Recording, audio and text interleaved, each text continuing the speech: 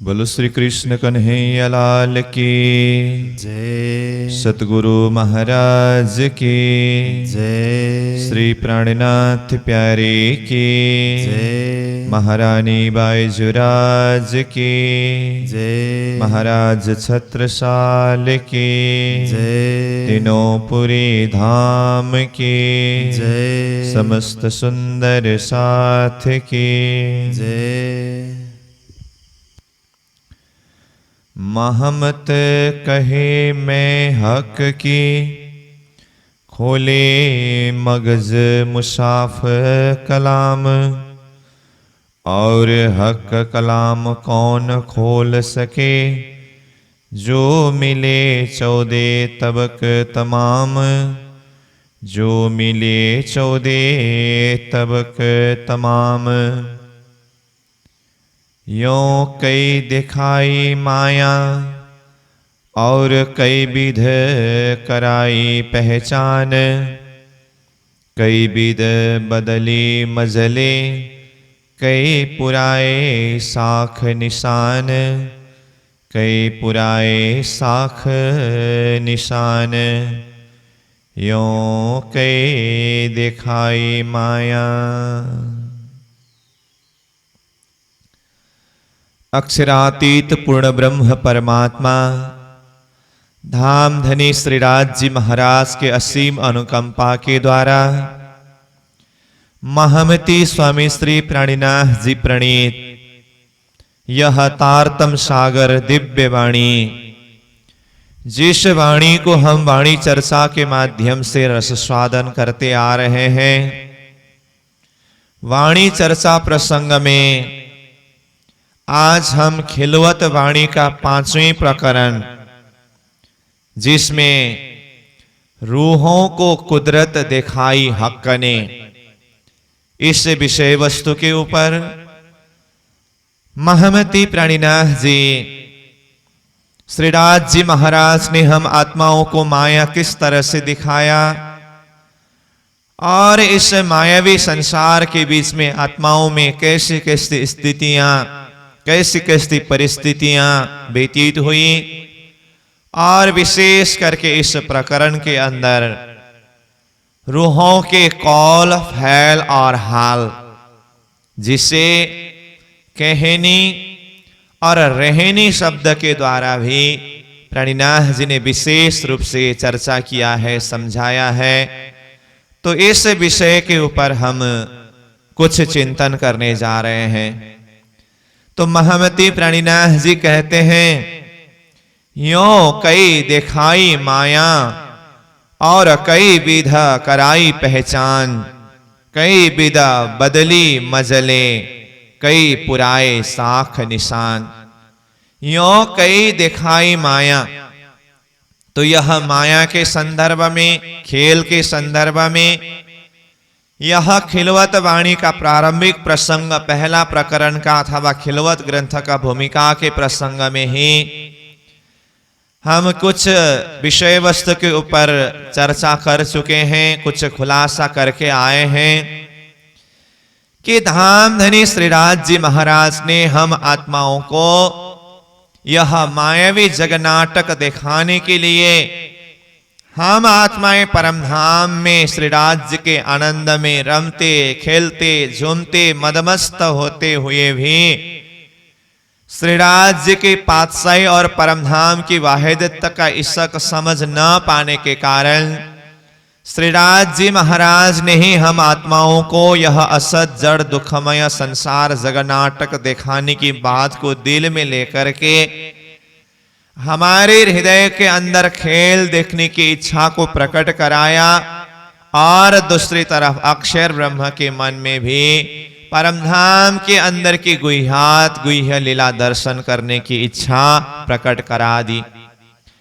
अब इसी दो कारण के चलते यह सृष्टि की रचना हुई और यह सृष्टि के अंदर जब हम ब्रह्मात्माओं का आना हुआ, सर्वप्रथम ब्रह्मा जी के दूसरे परार्ध में 28वें द्वापर के समय में हम ब्रजमंडल में आए।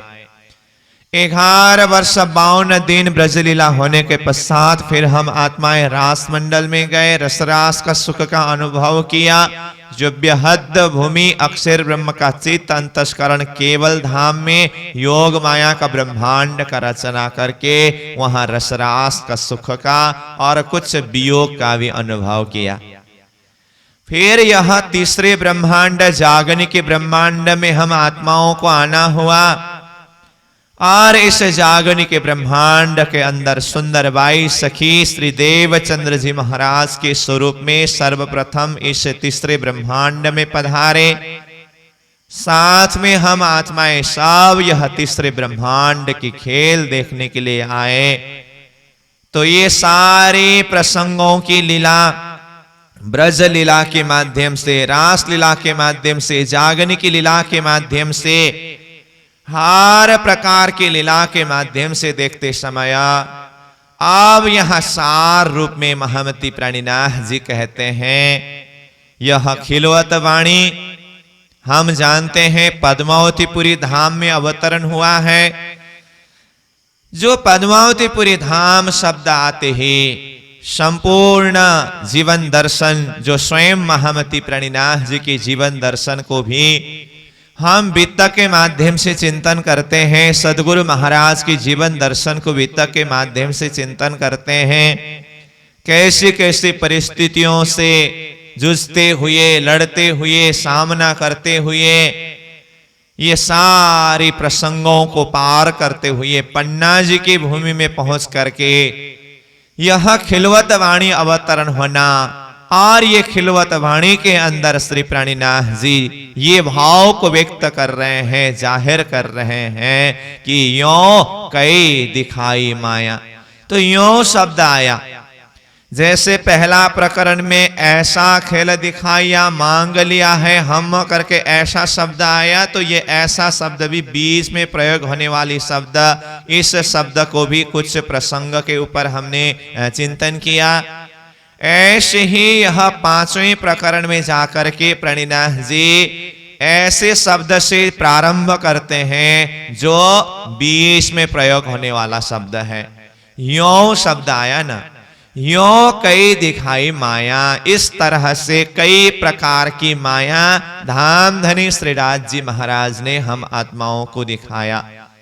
तो ये माया किस तरह से दिखाया, कैसी माया है, इस विषय में खिलवत वाणी की प्रारंभिक भूमिका के प्रसंग में ही हम स्वयं इंद्रावती आत्मा के जीवन दर्शन में माया ने कैसी कैसी परिस्थितियों के साथ में, मतलब इंद्रावती आत्मा के समक्ष में उपस्थित हुई माया, और समग्र में वाणी में कहां कहां किस तरह से माया के विषय में चर्चा किया है। ब्रजमंडल में हमने माया को किस तरह से देखा, रास मंडल में किस तरह से देखा, जागनी के ब्रह्मांड में किस तरह से देख रहे हैं, अनुभव कर रहे हैं, इस विषय में हम चर्चा करके आए हैं। तो ऐसी ऐसी माया की स्थितियों को देखते हुए, पार करते हुए आत्मा आगे बढ़ चले, और उस अनुभव के द्वारा यहाँ पर बता रहे हैं यों कई दिखाई माया।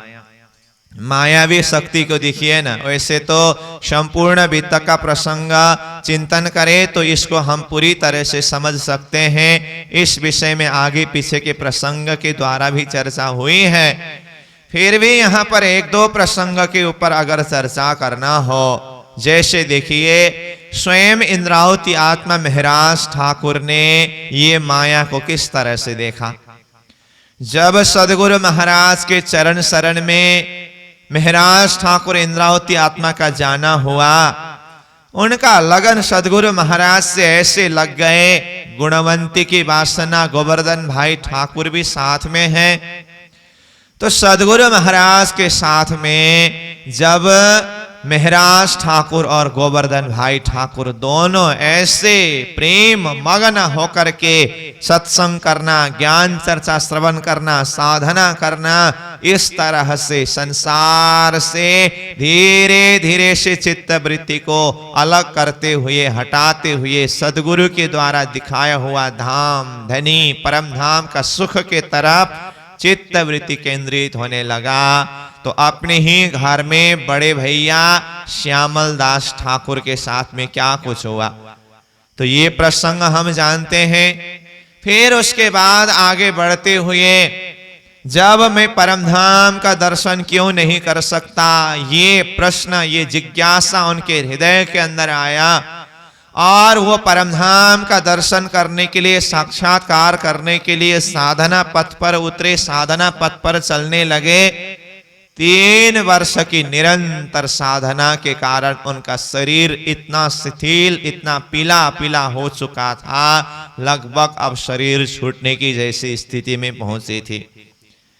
सदगुरु महाराज को भी चिंता होने लगी, मेरे पीछे जागने का कार्य तो महाराज ठाकुर के द्वारा ही कराना है, परंतु आज महाराज ठाकुर की स्थिति कुछ ऐसी है, इसको शरीर में जिंदा रखने में और ये वैराग्य को हटाने में भी कुछ समस्या जैसा हो रहा है।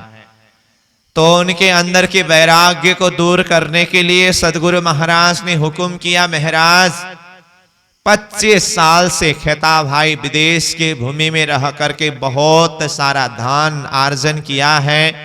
जो खेता भाई है, गांगजी भाई का भाई है, उनको जाकर के ये धर्म के विषय में समझाओ और उनके द्वारा इकट्ठा किया हुआ धन को लेकर के आओ, तो धर्म का सेवा होगा, तो इसका श्रेय तुम्हें मिलेगा। वास्तव में तो उनके अंदर के वैराग्य को दूर कराने के लिए थी ये सारी बातें, परंतु एक बहाना बना करके विदेश यात्रा के लिए हुक्म किया। अब देखिए विदेश के भूमि में कैसी कैसी परिस्थितियों के साथ में महाराज ठाकुर को जूझना पड़ा, सामना करना पड़ा। तो यहां कहा नहीं कई दिखाई माया, ये सारी परिस्थितियां माया का रूप है। 5 साल तक विविध परिस्थितियों को सामना करते हुए महाराज ठाकुर लौट करके आए, सदगुरु महाराज के चरण शरण में आ पहुंचे, सदगुरु महाराज को प्रणाम किया, परंतु माया ने ऐसा पर्दा डाल दिया, सदगुरु महाराज ने प्रणाम तक भी स्वीकार नहीं किया। ये भी तो माया है।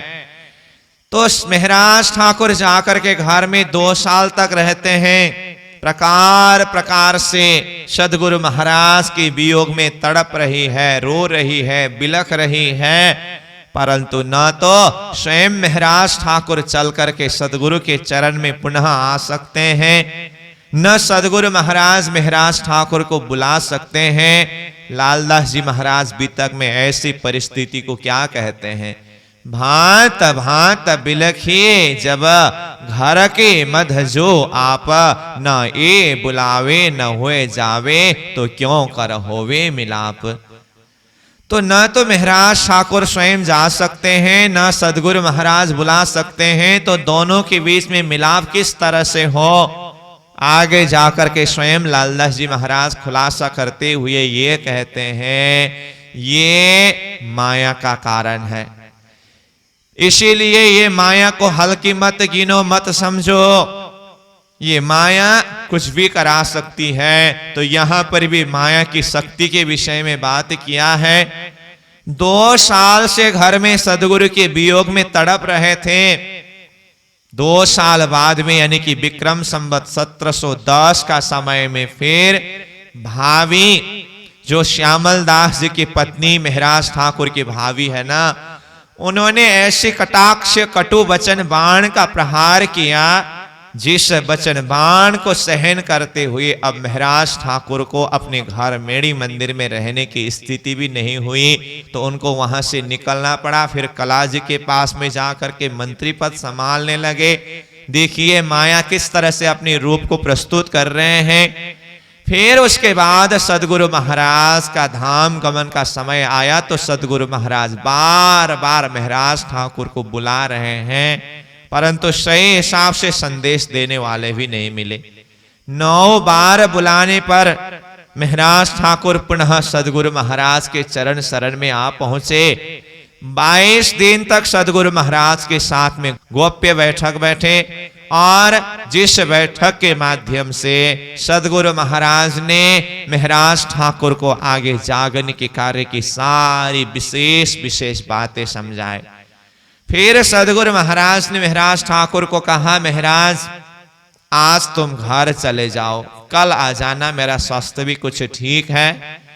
सदगुरु महाराज की आज्ञा को पालन करते हुए महाराज ठाकुर अपने घर मेड़ी मंदिर चले गए। रात्रि को विश्राम कर रहे थे।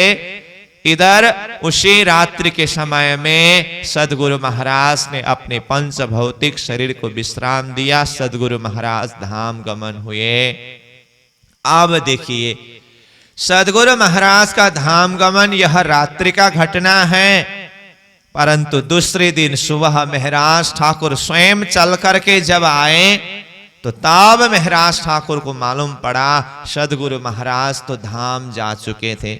देखिए तो विचित्र की बातें, जबकि सदगुरु महाराज ने अंतिम समय तक सब किसी के समक्ष में महाराज के द्वारा ही मेरे पीछे जागने का कार्य आगे बढ़ेगा, मेरे पीछे महाराज इंद्रावती हाथ जागना, इस तरह से सबके समक्ष में कहा, जो सब ने सुना है जाना है।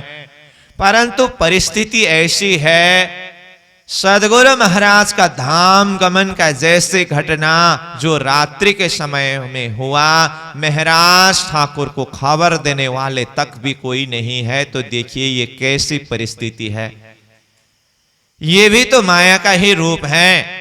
तो महाराज ठाकुर को तो सब कोई मिलकर के धर्म प्रचार के लिए, जागनी कार्य के लिए साथ देना चाहिए था ना। तो सदगुरु की सारी बातें जो कुछ भी हैं, महाराज ठाकुर को, बाकी सुंदर साथ को जो भी समझ है वो बताना चाहिए था। परंतु इस तरह से सब के साथ में संबंध अलग कराया और सबसे अलग ऐसे हो गए, सदगुरु महाराज का धाम गमन का खबर तक देने वाला कोई नहीं है।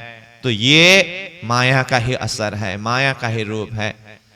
फिर उसके बाद आगे धर्म प्रचार के लिए, जागने कार्य के लिए किस तरह से आगे बढ़ाए सदगुरु महाराज की यह धर्म सिद्धांत को, तो इस विषय में हम वितक के द्वारा विस्तृत पूर्वक श्रवण करते हैं। मैं तो यहाँ पर सारांश रूप में ही कुछ मायावी शक्ति का एक संकेत यहाँ भाव बता रहा हूं। तो आगे जाकर के फिर माया ने ऐसी परिस्थिति खड़ा कर दी। देखिए, बिहारी जी के द्वारा महाराज ठाकुर के ऊपर ये प्रश्न आया कि महाराज तुम धर्म को छोड़ोगे या धर्म पत्नी को छोड़ोगे, दोनों में से एक को त्यागना होगा, किसको त्यागोगे? तो देखिए तो सदगुरु महाराज के द्वारा स्थापित धर्म रक्षा के लिए महाराज ठाकुर ने अपनी धर्म पत्नी को ही परित्याग किया। और धर्म पत्नी फुलवाई के साथ में सिर्फ शारीरिक संबंध, यहाँ लौकिक संबंध ही नहीं था, फुलवाई के अंदर परमधाम की अमलावती की वासना, जो एक जागृत आत्मा थे, तो एक आत्मिक संबंध था। परंतु माया ने ऐसी परिस्थिति खड़ा कर दी, उनको भी परित्याग करना पड़ा। ऐसी ऐसी परिस्थितियां हैं। सदगुरु महाराज के नाम पर मेला करूंगा, उत्सव करूंगा, अपनी महान भावना को लिए हुए स्वयं मेहनत कर रहे थे, परिश्रम कर रहे थे, परंतु उनको फिर अचानक हफ्सा बंदी गृह में जाना पड़ा।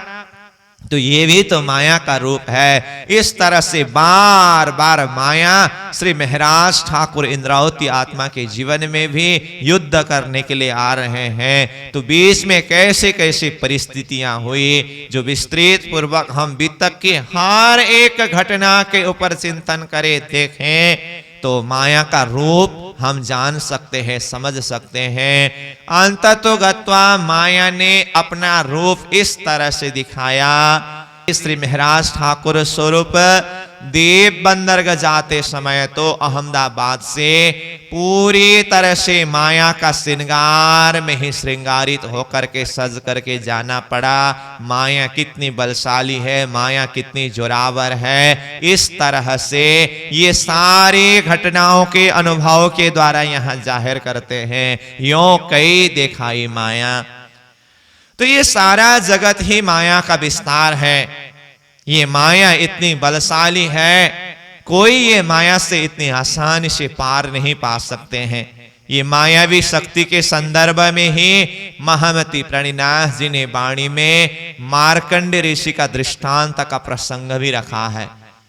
जो मार्कंड ऋषि का प्रसंग कथा भागवत में भी है, उसी कथानक प्रसंग को महामती प्रणिनाथ जी ने वाणी में एक दृष्टांत के रूप में रखा कि जिसके माध्यम से भी सार रूप में यह समझाया गया है कि माया कितनी बलशाली है। तो मार्कंडेय ऋषि जी ने भगवान से कहा था ना कि भगवान, आपकी माया मुझे कुछ असर नहीं कर सकेगा, क्योंकि मैंने आपकी माया को जीत लिया हूं।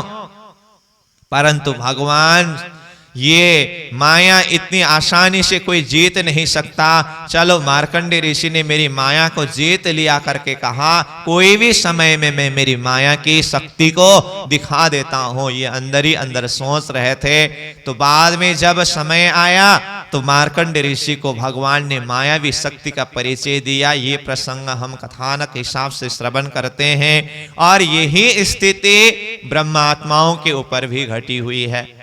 परम धाम में श्रीराज जी महाराज ने हम आत्माओं को बार बार खेल देखने के लिए मना कर रहे थे, तो हम जबरदस्त खेल देखने के लिए जिद कर रहे थे। तो उस समय में राज जी महाराज ने हमें कहा ना कि हे आत्माओं, माया बहुत बलशाली है, खेल देखने के लिए मत जाओ। वो भुलन माया है, विस्मृति माया है। अपने आप को भूलोगे, धनी को भूलोगे, धाम को भूलोगे, शुद्धि बुद्धि कुछ नहीं रहेगी। तो हम आत्माओं ने ये मायावी शक्ति को जाने बिना परम धाम में श्रीराज जी महाराज से क्या कहा, धनी, माया हमें कुछ असर नहीं करेगा, कुछ हमारा बिगाड़ नहीं सकेगा। 100 बार देखो, आजमाए के 100 बार परीक्षा करके देखिए। ऐसी ऐसी बातें हमने किया, परंतु जैसे ही हम संसार में आए, माया के सागर में, भुलन के सागर में इस तरह से डूब गए मानो ये संसार ही हमारा सब कुछ है। न धाम का संबंध, न धनी का संबंध, न अपनी आप का पहचान, कुछ रहा नहीं। ये सब मायावी शक्ति का असर है। तो ये सारे भावों को सार रूप में समेट करके यहां कहते हैं, यूं कई दिखाई माया और कई विध कराई पहचान। और धाम धनी ने कई प्रकार से पहचान भी कराया। पहले तो मायावी खेल को दिखाया, फिर बाद में तारतम के प्रकाश के द्वारा हृदय को प्रकाशित करा करके कई प्रकार से पहचान कराया। तो पहचान किसका कराया? स्वयं अपने आप को आत्मा स्वरूप में पहचान कराया, और आत्मा का संबंध प्रियतम धाम धनी श्रीराज जी महाराज के साथ में है। ये ज्ञान दे करके प्रियतम धाम धनी परमात्मा श्रीराज जी का स्वरूप का पहचान कराया, और वाणी के माध्यम से, तारतम के प्रकाश के माध्यम से ही हमारा निज घर, निज वतन परम धाम का पहचान कराया। तो ये 3 चीज को ही तो जानना है। वो खोजे अपने आप को, और खोजे अपना घर, और खोजे अपने खसम को, और खोजे दिन आखिर।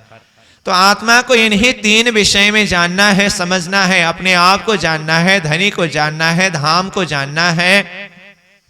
तो प्रारंभिक समय में ये मायावी खेल का परिचय दिया, खेल को दिखाया कुछ भुलन के माध्यम से। फिर आगे जाकर के और कई विध कराई पहचान, कई प्रकार से इस वाणी के प्रकाश के माध्यम से हृदय को प्रकाशित कराते हुए अपने आप को, धनी को, धाम को पहचान कराया। और इस बीच में कई विधा बदली मजला, कई प्रकार के मजलवी बदलता रहा। बीच बीच में कैसे कैसे परिस्थितियां आई, ये सारा मजल बदलना है। जैसे कि आगे हमने चर्चा किया बीत के कुछ घटना प्रसंग को, ये सारा तो बीच में मजल बदलना है। कई पुराए साख निशान, कई प्रकार के साक्षी पुरा करके, निशान प्रमाण साक्षी चिन्ह दे करके हम आत्माओं को पूर्ण रूप से जागृत कराया धनी ने। तो इस तरह से खेल भी दिखाया, और ज्ञान के माध्यम से पूर्ण रूप से जागृत भी कराया। धर्म शास्त्रों की निशानी साक्षी देते हुए, महापुरुषों की जीवनी का निशानी साक्षी देते हुए, और इतना ही नहीं, हे आत्मा तुम इस विषय का साक्षी खुद हो। खुद अपने आत्मा अनुभव के द्वारा आत्मा साक्षी करा करके भी इस बात को समझाया। और कई निशानी मतलब परमधाम की निशानी, परमधाम 25 पक्षी जो अपना मूल घर निज वतन है ना, वो परमधाम की निशानी दिखा करके, समझा करके, अनुभव करा करके भी आत्मा को पूर्ण रूप से जागृत कराया, दृढ़ कराया। इसीलिए ऐसे सामर्थ्यवान परमात्मा, ऐसे जोरावर, तो ऐसी परमात्मा की लीला, परमात्मा की शक्ति, परमात्मा की ये जो मताहा है, इस विषय में क्या कहा जाए। हक की बात अनेक है, कहे न जाए या मुखा, इन झूठे खेल में बैठाए के कई दिए कायम सुखा। हक की बात अनेक है, हक परमात्मा की बात, महिमा, उनकी गरिमा, उनकी यशस्वी इतनी अधिक है, कहे न जाए या मुखा, इस मुख से, इस जुबान से, शब्द के द्वारा हक के विषय में, परमात्मा के विषय में, उनकी मताहा, उनकी खजाना, उनकी दिव्यता, भव्यता, वैभव, सामर्थ्य, इस विषय में कुछ नहीं कहा जा सकता है। तो परमात्मा ने हम आत्माओं को किस तरह से कृपा किया। इन झूठी खेल में बैठाए के, इस झूठा संसार के बीच में, खेल के बीच में, इस झूठा शरीर के बीच में बिठा करके भी कई दिए कायम सुख, कई प्रकार से कायम सुख, अखंड सुख हम आत्माओं को अनुभव कराया। देखिए तो हम समय समय में प्रसंग में चर्चा करते रहते हैं, संसार दुखदाई है, झूठा है, नाशवांत है, परंतु प्रियतम धाम धनी श्री राज्य की कृपा से हम आत्माओं के अंदर ऐसा अखंड सुख का अनुभव कराया। अब आत्मा अनुभव करती है, जो आत्मा की अनुभव की बात धनी ने वाणी के माध्यम से जाहिर करके रखा, मेहर सागर के अंदर ये भाव को रखा। इन दुख रूपी जिमी में बैठ के मेहरे देखा दुख दूर। संसार दुख रूपी है अपने आप में, परंतु श्री राज्य की कृपा के द्वारा, धनी की कृपा के द्वारा ये दुख रूपी संसार के बीच में बैठे बैठे भी आत्मा को दुख तो बहुत दूर अनुभव होने लगा। और कायम सुख जो हक के सो मेहर करत हजूर, अखंड सुख, परमधाम का सुख, श्री राज्य का सुख, श्री राज्य की ही मेहर के द्वारा आत्मा को अनुभव होने लगा। तो इसीलिए यहाँ कहते हैं, इना झूठे खेल में बैठाए के कई दिए कायम सुखा, झूठा संसार के बीच में बिठा करके भी कई अखंड सुख अनुभव कराया। अब आगे कहते हैं, मैं पहले कहनी कही किया काम दुनी का सब्बा, पर एक फैल रहनी का लिया न सिर तब्बा। इस तरह से अब आगे के प्रसंग में कहनी और रहनी के संदर्भ में बहुत गहरी भाव से यहाँ चर्चा करते हैं। तो ये पूरा प्रकरण के अंदर कहनी और रहनी के विषय में, यानी कि कौल फैल हाल, इस विषय के ऊपर बहुत गहराई से चिंतन कराते हैं। तो संपूर्ण प्रकरण का सार भाव के आधार पर इस विषय में हम जरा सा चिंतन करें, खुलासा करें, तो कहते हैं यहाँ कि मैं पहले कहनी कही किया काम दुनी का सब। पहले मेरा सिर्फ कहना ही हुआ, कॉल ही हुआ। कॉल मतलब वचन, कहनी मतलब वचन, बोलना। मैं बोलता रहा, परंतु मेरा कार्य सारा दुनिया के ही कार्य करता रहा, सिर्फ शब्द में ही सीमित हुआ, कॉल में ही सीमित हुआ। एक शब्द भी फैल में उतार नहीं सका, रहनी में उतार नहीं सका, एक शब्द को भी अंतर हृदय से अपने शीर के ऊपर नहीं ले सका। इस तरह से अपनी ही स्थिति के विषय में यहाँ पर प्रकाश डालते हैं और कहते हैं, अब तक तो मैं कॉल में ही सीमित रहा, रहनी में कुछ उतारा नहीं, अब आया बखत रहने का, रात मीट हुए फजर, अब कहनी रहनी हुआ चाहिए, छोड़ दुनी ले अरस नजर। अब आया बखत रहने का, अब कहने का समय व्यतीत हुआ, अब रहने का समय आया, और यह रहने का समय आना है रात्रि मिट करके फजर का समय होना है।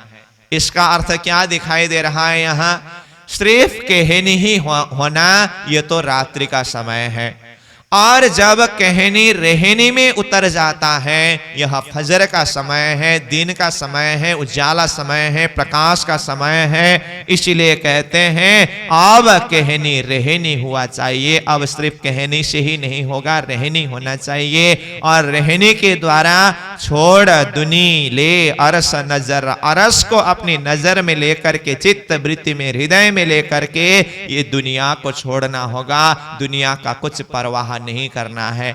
इसलिए कहते हैं ना, महमत कहे पीछा ना देखिए, ना किसकी परवाह, एक धाम हृदय में लेके उड़ाए दीजिए अरवाह। महमती कहते हैं पीछा ना देखिए, अब दुनिया की तरफ पीछा लौट करके देखने का समय नहीं है।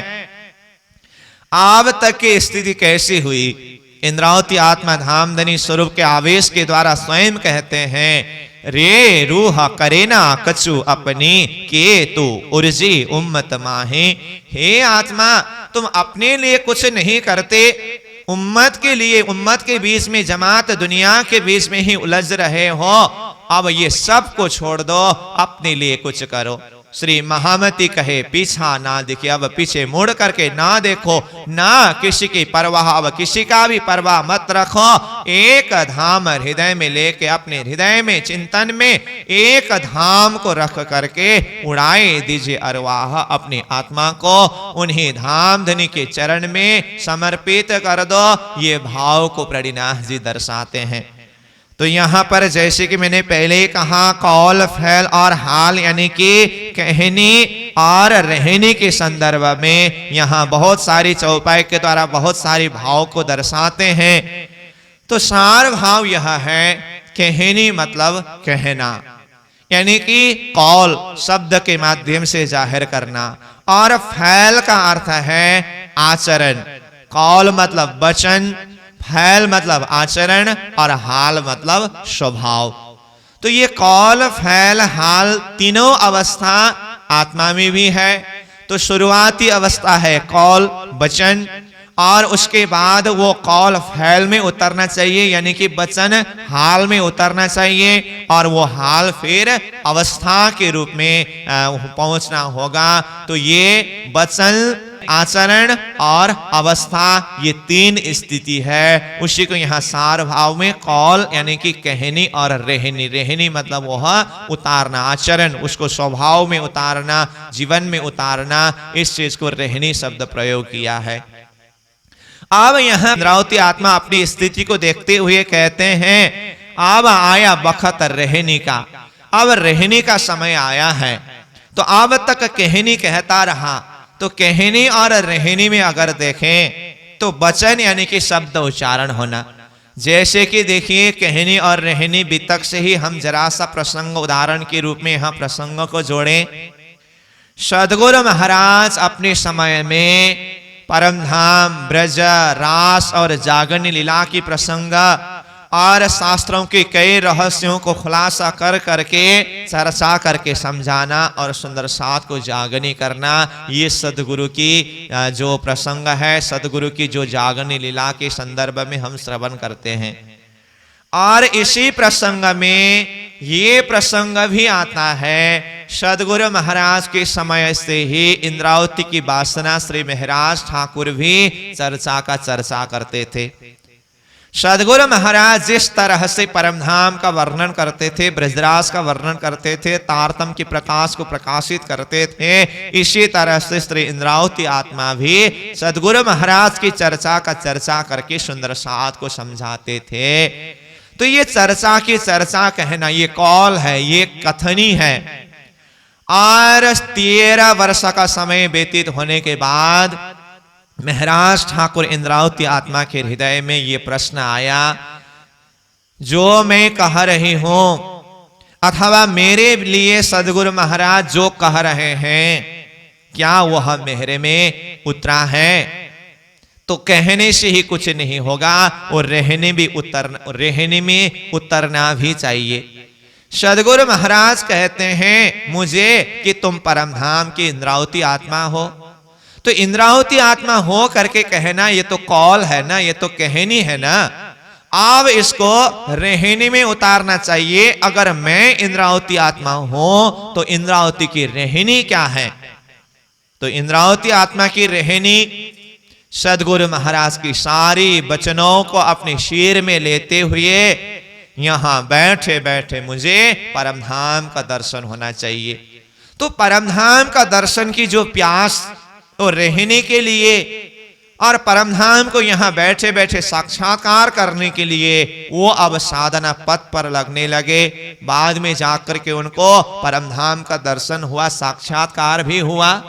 तो इंद्रावती आत्मा हो करके कहना अथवा सदगुरु महाराज के द्वारा तुम इंद्रावती आत्मा हो करके कहना, ये कथनी है अथवा ये कौल है। और साधना के माध्यम से जब इंद्रावती आत्मा ने परमधाम का दर्शन करके साक्षात्कार करके वो इंद्रावती की स्वभाव अपने जीवन में यहां उतरने लगे, तो ये है उनकी रहनी। तो कथनी और रहनी इस तरह से हम जरा सा समझ सकते हैं। और ये खिलवत वाणी तो हम बार बार चिंतन कर रहे हैं, चर्चा कर रहे हैं। पद्मावतीपुरी धाम में अवतरण हुआ है, उस समय में स्वयं इंद्रावती आत्मा महामती प्राणीनाथ जी स्वरूप की स्थिति कैसी है? तो सारी स्थितियों को देखते हुए अब इंद्रावती आत्मा कहती है अब आया वक्त रहने का, अब रहने का समय आया है। अब तक मैं कहने में ही रहा, कौल में ही सीमित रहा, अब रहने का वक्त आया है। जैसे कहनी मतलब कहना।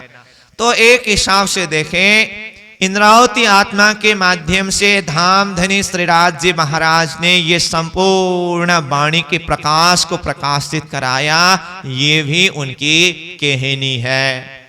तो कभी कभी हम ये कहनी और रहनी के विषय में, कौल फैल और हाल के विषय में अच्छी तरह से उस गहराई से समझे बिना कभी कभी क्या कहते हैं हम, कहने से ही कुछ नहीं होगा, रहनी होनी चाहिए, बोलने से ही कुछ नहीं होगा, जीवन में उतरना चाहिए। प्राय लोग ये भाषा को प्रयोग करते ही है और हकीकत यही है। 100% सही बात है, कहने से ही कुछ नहीं होगा, रहने में होना चाहिए। अगर रहने में नहीं उतारता है तो सिर्फ कहने से ही कुछ नहीं होगा, बिल्कुल सही बात है। परंतु कहने का भी एक हद है, दर्जा है, और रहने में उतरने का भी एक दर्जा है। इस चीज को भी हमें समझना होगा। हम शुरुआती अवस्था से ही जब कहनी यानी कि कौल की दर्जा ही हमें पता न हो और सीधा हम ये कहा दें कि कहने से ही कुछ नहीं होगा, कहने से ही कुछ नहीं होगा, कहने से ही कुछ नहीं होगा, सुनने से ही नहीं होगा और रहने में उतरना चाहिए, तो ये तो फिर जब कहा ही नहीं, सुना ही नहीं, समझ ही नहीं है, तो फिर रहने में कैसे उतरेगा? इसलिए रूहों के जागने में सबसे प्रारंभिक अवस्था तो कौल ही है अथवा कहनी ही है। जो कहनी से यानी कि कौल से फैल में पहुंचा हो, उसके लिए अब फैल से फिर हाल में पहुंचने की बात है। परंतु एक ही बार रहने में उतर नहीं सकता, तो शुरुआती अवस्था तो कौल से ही प्रारंभ करना होगा। इसीलिए स्वयं इंद्रावती आत्मा भी कहते हैं ना, कौल फैल हाल तीनों अवस्था के लिए स्वरूप सुंदर सनुकूल सकोमल रूह देख नैना खोल नूर जमाल फेर फेर महबूब जी आवत हृदय किया किन्ने तेरा कौल फैल ए हाल। कौल को परिवर्तन करना होगा तो शुरुआत में कौल की बात भी आई है, और फैल यानी कि आचरण को परिवर्तन करना होगा तो फैल आचरण की भी बात आई है, और उसके बाद हाल यानी कि अवस्था।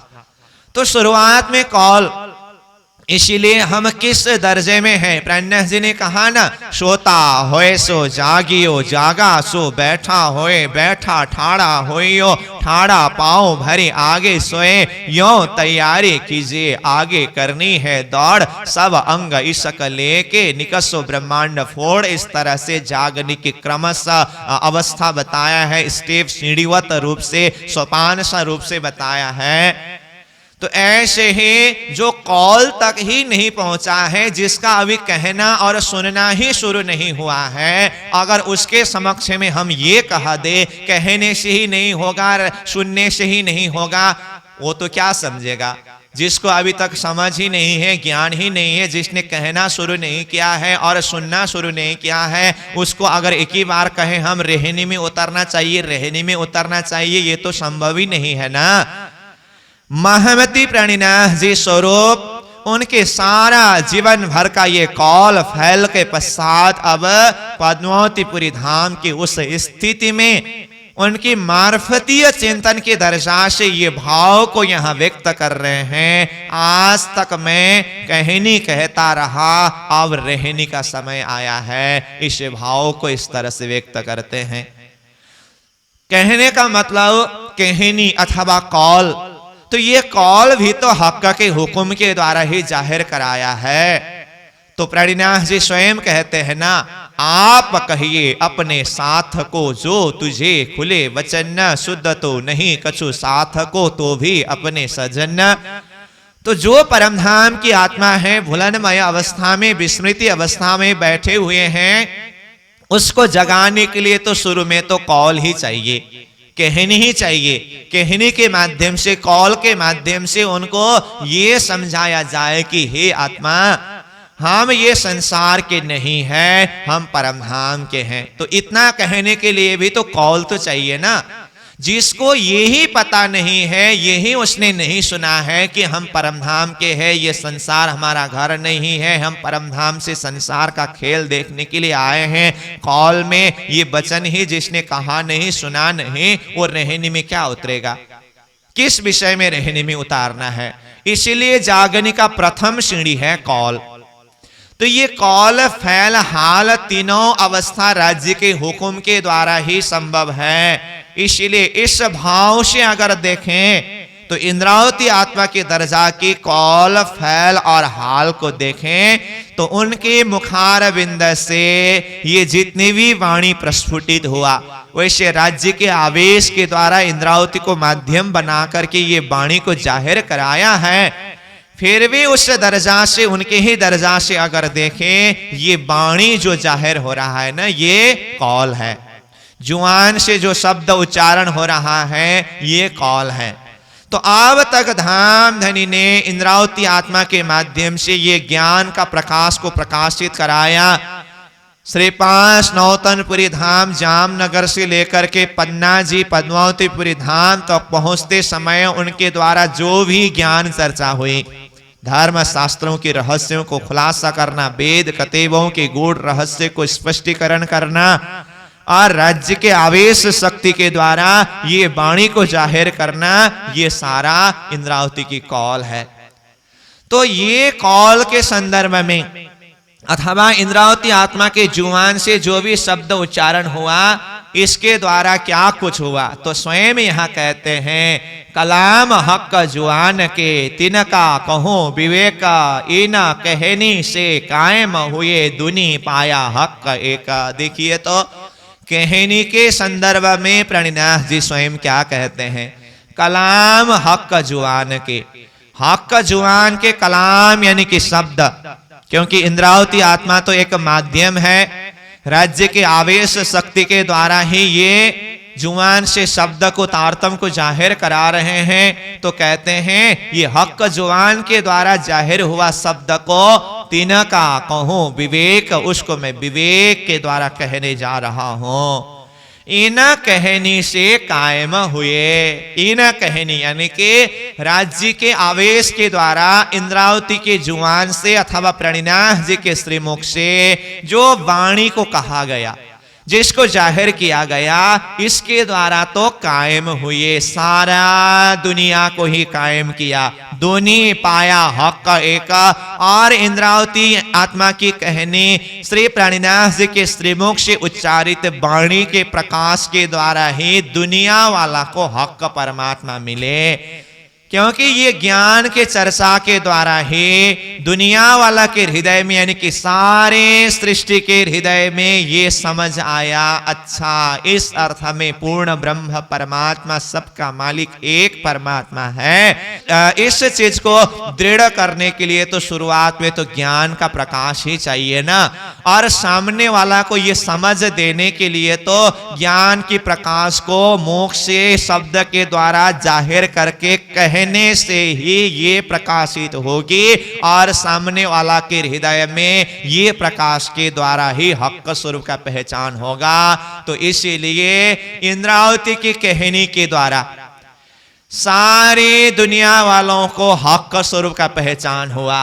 और फिर आगे कहते हैं, जेना कहनी किल्ली से खुल्या भिस्त का द्वार, शो कहनी छोड़ाए हुकुमे दे फैल रहनी सार। देखिए तो जैसे कि मैंने पहले ही कहा, रूहों का कौल फैल हाल ये तीनों हक के हुक्म के द्वारा ही संचालित है। तो इस भाव को यहां कहते हैं जेना कहनी किल्ली से, जो किल्ली यानी कि तारतम ज्ञान रूपी चाबी, तारतम ज्ञान रूपी चाबी के माध्यम से इसको खुलासा करके प्रकाश करके जो श्री प्राणिनाथ जी के द्वारा शब्द में जाहिर किया गया, जिन कहनी किल्ली से, अब ये इंद्रावती की कौल यानी कि ये कहने के द्वारा क्या हुआ, खुल्या भिस्त का द्वार, भिस्त का द्वार खुल गया। अब भिस्ता में भी जीव सृष्टि के लिए अष्ट भिस्ता का प्रसंग है, और दो भिस्ता बड़ी भिस्ता करके कहा, तो ये भिस्ता का अर्थ है अखंड घर। तो ब्रह्म सृष्टि का परम धाम मूल मिलावा ब्रह्म सृष्टि के लिए वही भिस्ता है, अपना मूल वतन जहां से आए हैं वो वहीं जाएंगे। और ये परम धाम का दरवाजा भी तारतम के प्रकाश के द्वारा ही प्रकाशित किया गया। और ईश्वरीय सृष्टि जो इसका मूल अक्षरधाम है, तो अक्षरधाम रूपी भिस्ता, अक्षरधाम रूपी घर का दरवाजा भी तारतम के प्रकाश से ही खुलासा कर दिया। और नाशवांत जीव सृष्टि के लिए बेहद भूमि में अष्ट भिस्ता का द्वार जो अखंड मुक्ति का स्थान खोल दिया। खोलिया भिस्ता का द्वार, अखंड मुक्ति का दरवाजा खोल दिया, तो किसके द्वारा, जिन कहनी किल्ली से, तारतम ज्ञान की प्रकाश के द्वारा श्री प्राणिनाथ जी के मुखारविंद से वाणी के प्रकाश को प्रकाशित करके अखंड मोक्ष का द्वार खोल दिया ना। अब आगे कहते हैं, कुछ समय तक धनी ने ये कौल के द्वारा कहने के द्वारा भिस्ता का द्वार खोल दिया, आगे सो कहनी छुड़ाए हुकुमे, अब वो कहनी भी हुकुम ने छुड़ाया। तो वाणी जाहिर होने का समय, जब वो समय पूरा होने के बाद वाणी के माध्यम से, ये ज्ञान के माध्यम से सबको एक पूर्ण ब्रह्म परमात्मा का पहचान हुआ, सबको अखंड विस्ता का द्वार खोल दिया, पूरी तरह से सबको लक्ष्य मिलने के बाद अब कहने का समय पूरा हुआ। अब वहां पर आत्मा को पूर्ण रूप से समर्पित करने का समय आया, जिसको रहनी कहते हैं। इसीलिए कलश वाणी में बृहतामस का प्रकरण में कहते हैं ना, ज्ञान के माध्यम से कहां तक पहुंचना है, और उस मंजिल तक पहुंचने के बाद हृदय में प्रेम को भर करके राज्य में किस तरह से समर्पित होना है। दौड़ चढ़ पहाड़ सिर झांप खाए, ज्ञान के माध्यम से दौड़ लगा करके अक्षरधाम रूपी पहाड़ उस शिखर में पहुंचना है। और उसके बाद तो हृदय में प्रेम को भर करके, ईश्वर को भर करके झांप खाए, यानी कि अक्षरातीत धामधनी के चरण में समर्पित हो जाना है। इसीलिए यहाँ शुरुआती अवस्था बिल्कुल कौल के द्वारा, कहने के द्वारा ही संभव है। कहने के द्वारा एक परब्रह्म परमात्मा को निश्चय किया, अखंड विस्ता का द्वार खोल दिया, और समय आने पर अब हुकुम ने ही वो कहने को छुड़ा करके अब रहनी में ला रहे हैं, उतार रहे हैं। तो कहते हैं, सो कहनी छुड़ाई हुकुमे दे फैला रहनी सार। अब फैल वह आचरण और रहनी वह अवस्था, इस सार अवस्था में पहुंचाया, ये भी हुक्म के द्वारा ही है। तो ये वाणी तो इंद्रावती आत्मा के अपने अनुभव के द्वारा, धामधनी के आवेश के द्वारा अवतरण हो रही है ना, परंतु आत्मा को उस स्थिति में पहुंचने के लिए क्रमशः सोपान सह रूप में ही चिंतन करते हुए जाना होगा। तो इस हिसाब से देखते समय महामती प्रणिनाथ जी के श्रीमुख से जो 18,758 चौपाई वाणी अवतरण हुआ, ये सारा हक जुबान के द्वारा इंद्रावती के माध्यम से प्रकट किया हुआ उनका ये कौल है, ये कहनी है। अब कहने के माध्यम से सारी बातों का खुलासा करने के पश्चात अब इसको फैल, उसको अपने जीवन में उतारना, आचरण में उतारना। तो इंद्रावती आत्मा ने ये वाणी की सारी स्थितियों को अपने जीवन में उतारा है। अब तो वो परमधाम के गली गली में घूमने लगे, विचरण करने लगे, परमधाम का सत सुख यहाँ उतारने लगे, अनुभव करने लगे। अब करते करते ये खिलवत वाणी है, ज्ञान के माध्यम से कहने के द्वारा, कौल के द्वारा सब कुछ पूरी हुई। तो अब हक के हुक्म के माध्यम से ही कहते हैं अब आया बखत रहने का, अब कहने का समय पूरा हुआ, अब रहने का बखत आया। और रहने के दर्जा में पहुंच करके कहनी को देखे तो ये कहनी तो रहने के दर्जा में तो रात्रि का समय है, कहनी के ही दर्जा में रह करके देखें तो कहनी ही फजर है वैसे, लेकिन तुलनात्मक हिसाब से, शौहर के हिसाब से देखते समय रहनी के साथ में कहनी को तुलना करते समय कहनी रहनी के आगे रात्रि के समान है, और ये रहनी जो है वो फजर का समय, प्रकाश का समय है। इस तरह से यहाँ पर कहते हैं तो रात मीट हुए फजर, अब रात्रि का समय बीत करके अब फजर का समय आ रहा है। अब कहनी रहनी हुआ चाहिए, अब कहनी जो है वो रहनी होनी चाहिए, यानी कि सिर्फ जीवन भर कहते रहो, बोलते रहो, सुनते रहो, सिर्फ इतना से ही नहीं होगा, उसको अपने जीवन में अमल करना चाहिए, हजम करना चाहिए, अपने जीवन में उतारना चाहिए। तो इसीलिए कहते हैं अब कहनी रहनी हुआ चाहिए, छोड़ दुनी ले अरस नजर, दुनिया को छोड़ करके अरस को, परमधाम को अपने हृदय में ले करके अब आत्मा को धामधनी के सुख में, वह आनंद में डूबना होगा। कहनी कही सब रात में, आया फैल हाल का रोज, रात्रि के समय में कहनी कहता रहा, अब आया फैल हाल का रोज, अब फैल हाल का रोज आया, समय आया, हक का अरस नजर में लेके उड़ाए देव दुनी बोझ। अब रहने के समय में हक का अरस दिल में लेकर के, हक का श्रीराज जी महाराज और अरस परमधाम का सुख को दिल में लेकर के बाकी सारे दुनिया के बोझ को उड़ाना होगा, परित्याग करना होगा। ऐसी स्थिति में तो एक श्रीराज जी के अलावा, परमधाम की सुख के अलावा बाकी कुछ होता ही नहीं है। इस तरह से आत्मा की पूर्ण जागृति की अवस्था, रहने की अवस्था यहीं पर उतारना चाहिए, जो स्वयं इंद्रावती आत्मा ने अपने जीवन में ये सारी स्थितियों का अनुभव करके देखा। और यहां पर प्रणिनाथ जी कहते हैं चाहे आत्मा की कहनी हो चाहे रहनी हो, जैसे कि मैं बार बार बोल रहा हूं, आत्मा की ये कौल फैल हाल ये सब राज्य के हुक्म के द्वारा ही संचालित है। तो राज्य महाराज जिस समय में जिस स्थिति का अनुभव कराना चाहे उस समय में वही स्थिति आत्मा अनुभव करती है। तो शुरुआती अवस्था कौल यानी कि कहना और सुनना, उसके बाद और कही हुई सुनी हुई बातों को, वो ज्ञान को अपने जीवन में उतारना, और उतारते उतारते वो रहने का अर्थ है वो अपना स्वभाव बन जाना। जैसे कहने और रहने में जो रहने यानी कि हाल वो स्वभाव है ना, तो वो रहने यानी कि वो हाल अथवा स्वभाव, उसको हम कैसे समझे? स्वभाव मतलब क्या है? जैसे हम उदाहरण के द्वारा समझें, हमारा शरीर में कुछ क्रिया होते हैं, कुछ कार्य होता है। कार्य और क्रिया में क्या अंतर है?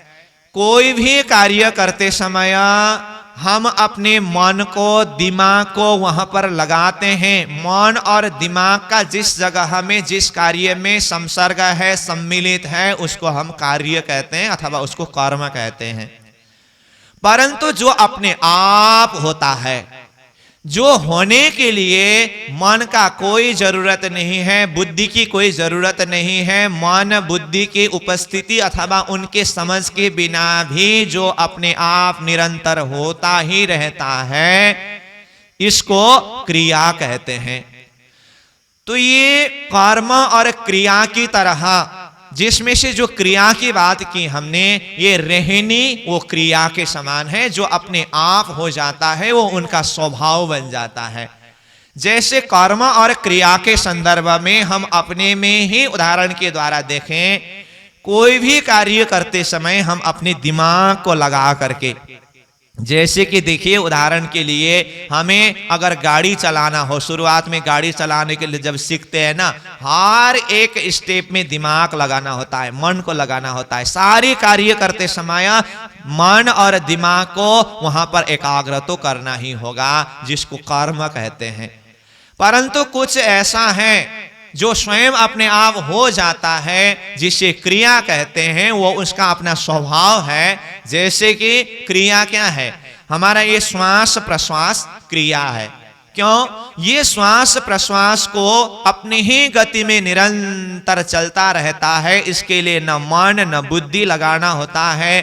कब श्वास आया, कब श्वास गया, हमें कुछ ख्याल ही नहीं रहता है। तो अपने आप अपनी गति में चलता ही रहता है, ये इनका स्वभाव है।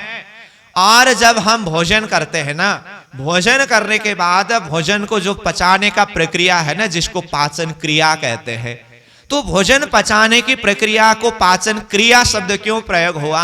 क्योंकि हम भोजन करने के बाद अब भोजन किस तरह से अंदर जा रहा है, किस तरह से हजम हो रहा है, किस तरह से पच रहा है, ये सारी बातों में हम मन नहीं लगाते हैं, दिमाग नहीं लगाते हैं। भोजन खाते हैं, कहीं हम सफर के लिए चले जाते हैं, कभी सो जाते हैं, परंतु अंतर अपना क्रिया चलती ही रहती है, वो अपने आप कार्य पूरी हो जाती है। इसीलिए ये श्वास प्रश्वास क्रिया है, पाचन क्रिया है।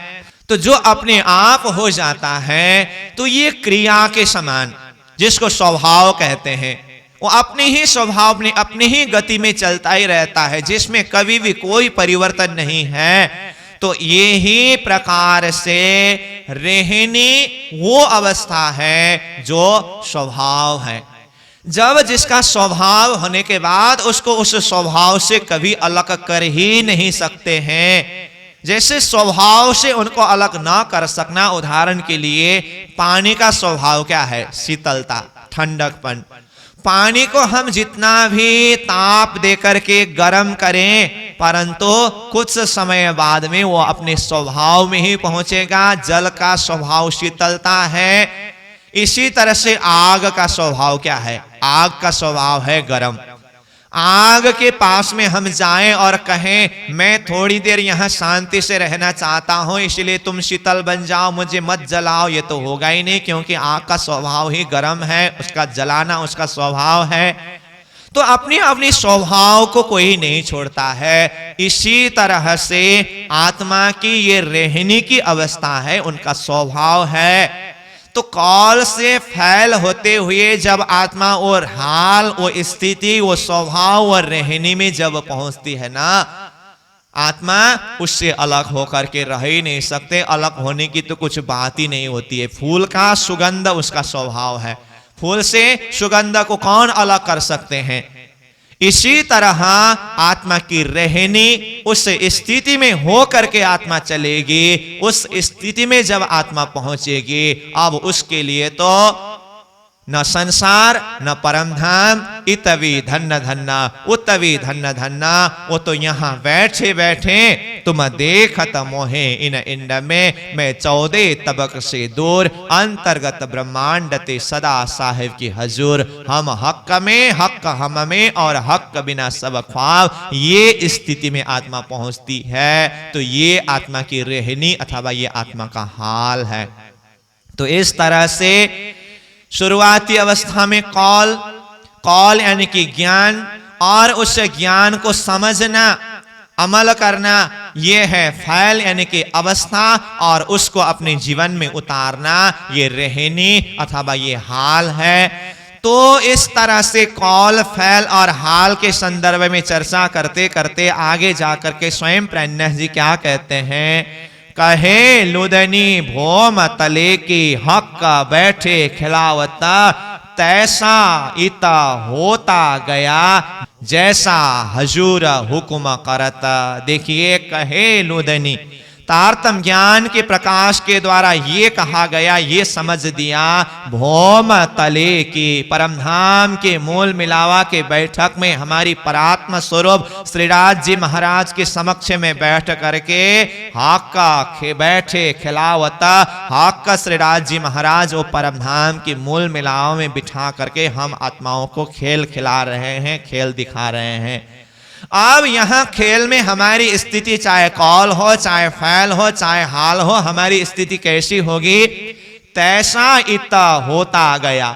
इत यानी कि खेल के बीच में वैसा ही होता गया जैसा हजूर हुक्म करत, जैसे हजूर परमधाम में परात्मा स्वरूप के अंतस्करण में श्रीराज जी महाराज जैसे हुक्म करते हैं खेल के बीच में आत्माओं के द्वारा वैसे ही होती गई। इसलिए राज जी महाराज परात्मा के अंतस्करण में जब तक कौल का हुक्म करते हैं, यहाँ आत्मा कौल में रहते हैं। परात्मा के अंतस्करण में राज जी महाराज जब फैल के लिए हुक्म करते हैं, यहाँ आत्मा फैल में उतरते हैं। और परात्मा के अंतस्करण में श्रीराज जी महाराज जब रहनी यानी कि वो हाल के लिए हुक्म करते हैं, यहाँ हाल की अवस्था में आत्मा पहुंचती है। इस तरह से महामती प्राणीनाथ जी इस भाव को यहाँ पर व्यक्त कर रहे हैं। तो बहुत सारी भाव के इसके अंदर छुपी हुई है। और कुल मिलाकर के ये प्रकरण में धाम धनी ने किस तरह से हम आत्माओं को खेल दिखाए, बीच बीच में कैसे कैसी मजल बदलते गए, परिवर्तन होता गया, कैसे कैसे परिस्थितियां आए, और विशेष करके आत्माओं के कहनी और रहनी का संदर्भ में इस प्रकरण के माध्यम से ये भाव को व्यक्त किया। तो महमती प्राणीनाथ जी इंद्रावती आत्मा जिस स्थिति में स्वयं खड़े हैं, उस स्थिति के द्वारा ये वाणी को जाहिर किया है। तो हमें उनकी इस वाणी के चिंतन के माध्यम से आत्मा का कौल क्या है, फैल क्या है, हाल क्या है, इसको सोपान सह चिंतन करते हुए यहीं पर आत्मा की पूर्ण रहने की स्थिति में उतरना होगा। ये भाव को यहाँ पर दर्शाते हैं। और शुरुआती अवस्था कौल के माध्यम से ज्ञान के समझ के द्वारा हृदय को निश्चित करना होगा। पूर्ण ब्रह्म परमात्मा की पहचान, अखंड विस्ता का द्वार खोलना। और समय आने पर जब आत्मा वो रहनी में उतर जाती है, रहनी की तुलना में जाकर के उस दर्जा में जाकर के देखे तो फिर ये कहनी सुननी सब रात्रि के समान प्रतीत होती है। इस तरह से ये भाव को दर्शाया है। तो वाणी के चिंतन के माध्यम से ये कौल, फैल और हाल को हम ब्राह्मिक विचार परक बनाए। जिस तरह से इंद्रावती आत्मा ने कहा, किया किने तेरा कौल फैल ए हाल, मेरा कौल, फैल और हाल को प्रियतम धाम धनी श्रीराज जी महाराज स्वयं सदगुरु स्वरूप में पधार करके परिवर्तन कर दिया।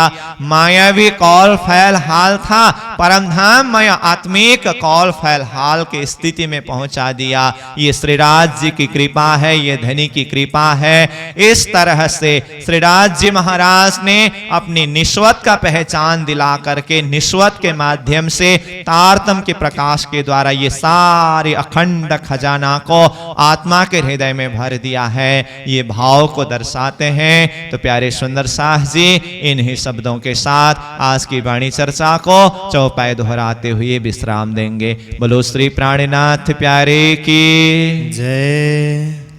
ये सब लेवे रोशनी, ये सब लेवे रोशनी, पहचान के निस्वत, पहचान के निस्वत, ये मैं बका हक की, ये मैं बका हक की, करे हिदायत महमत, करे हिदायत महमत करे हिदायत महमत करे हिदायत महमत बोलो श्री सतगुरु महाराज की जय श्री प्राणनाथ प्यारे की जय प्रणाम।